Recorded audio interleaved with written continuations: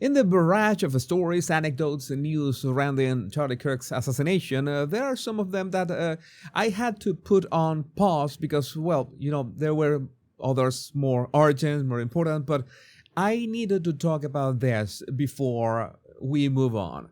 And there is a huge problem with the Secret Service, as in the agency that is in charge of the most important figures, so to speak, of the United States. And the problem is not that we have a mole or something like that. I think it's something even more sinister. We have this. Secret Service agent Anthony Pough was placed on leave after posting that Charlie Kirk's assassination was karma. All right, the post was this. If you are mourning this guy, delete me. He spewed hate and racism on his show, especially when we should be mourning the innocent children killed in Colorado. At the end of the day, you answer to God and speak things into existence. You can only circumvent karma. She doesn't leave. And, well, I already made a video trying to find all those instances in which Charlie Kirk's words were taken out of context. And I think maybe this is one of those instances, because he is not specific. He just says he spewed hate and racism on his show. And there are so many instances of Charlie behaving just great with black people, and black people praising him for, well, telling the truth. That kind of times just hurt people's feelings. But the problem that I see, even if this guy was ultimately put on leave, Senator Marsha Blackburn says it here, as our nation mourns the devastating loss of Charlie Kirk, a rogue Secret Service agent posted on Facebook suggesting that he deserved to be murdered. I am calling for this agent's immediate termination. It's time to root out the rot in the Secret Service. And the problem is, as I told you, these people who are being put on leave, these people who are being fired because they share these, let's say, disturbing opinions very publicly. Let's say that this is just the tip of the iceberg. These are the ones that can be identified, that publish this with their own names. There are many others who posted all sorts of stuff on their anonymous accounts. But the most worrying part are all the people, let's say in the Secret Service. We saw one on the Secret Service. What kind of guarantee do we have that there are others like him, but have never expressed any single opinion, intention, or anything of the sort while they're being working out there? It is concerning, right?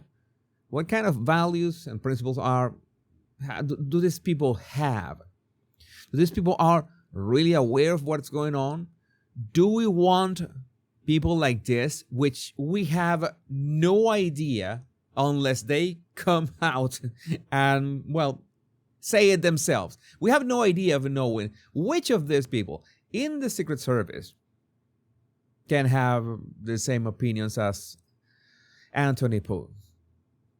And that is a big problem, because I already made let's say a statement about people teaching children, people teaching in colleges, doctors, nurses, firefighters, people who are in charge of the well-being of others and the well-being of children.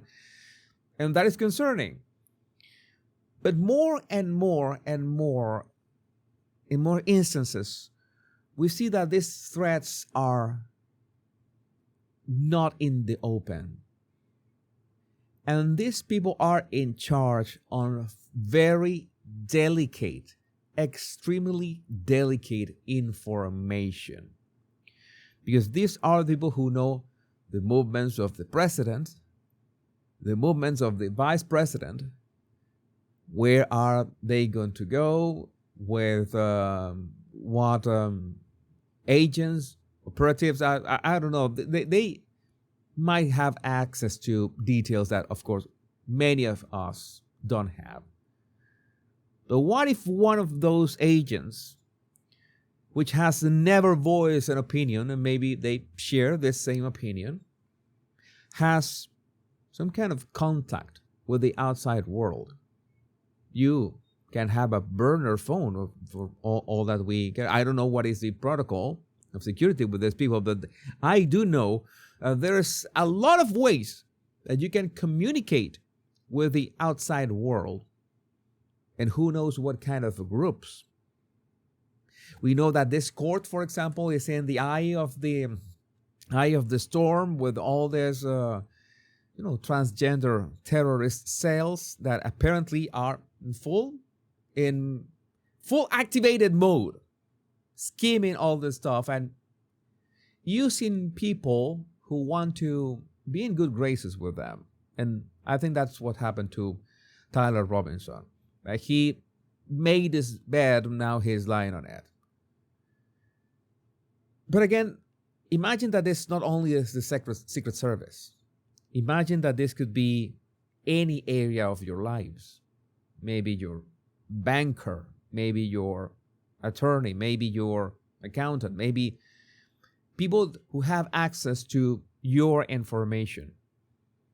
Would you like them to, I don't know, have this kind of fringe opinions? And I would say fringe opinions, but they're not fringe opinions at all, because so many people, the website, there's a website called Charlie's Murderers, in which they're making a compilation of all the public people who literally, were either justifying that Charlie Kirk was assassinated, or they were happy that Charlie was killed, or many other levels of the same.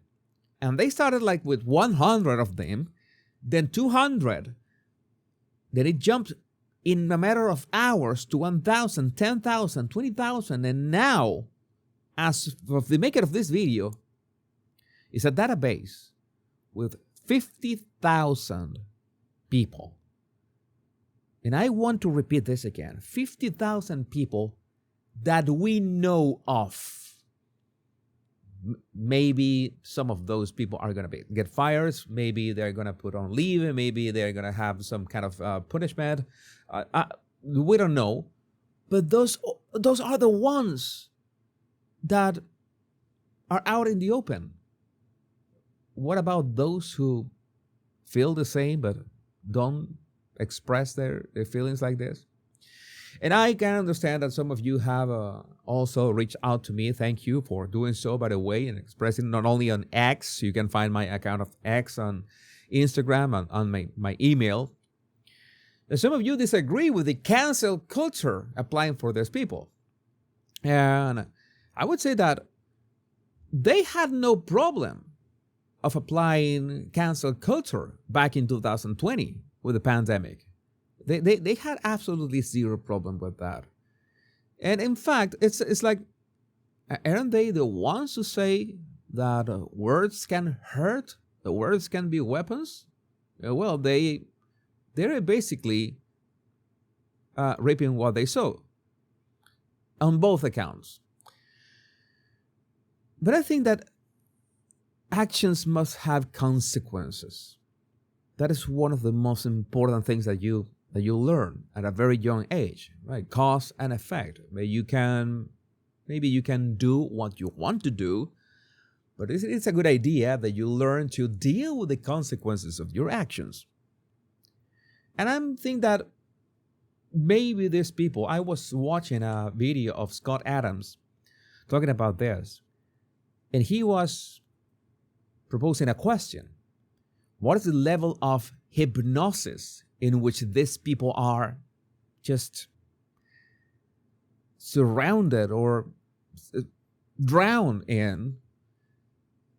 That is like they thought that sharing this opinion, that was going to be the general approach to a father of two being killed. Think about it. We're talking about not about tens of thousands. We are potentially talking about millions of Americans that feel this way. Think about that. Millions of Americans thinking this way. And swearing and being absolutely sure. I'm going to share this because, well, what is the problem? So many people, I'm pretty sure that 90% of people will think the same, that Charlie Kirk was a racist, an extremist, everything, a bad person.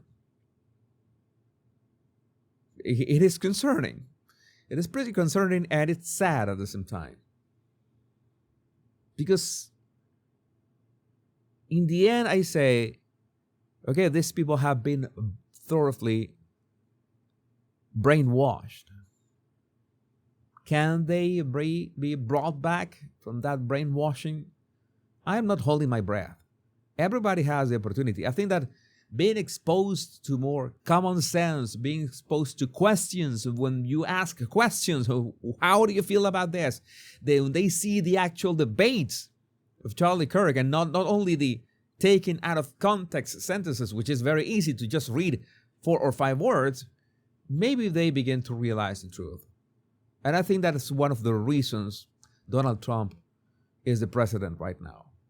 Because many people have started to see the facts. Let's say the facts. And when you take a look at the facts, you realize who has been lying to you. And maybe the same way you're silently supporting somebody getting killed, maybe you silently will come to your senses and act in a commonsensical way.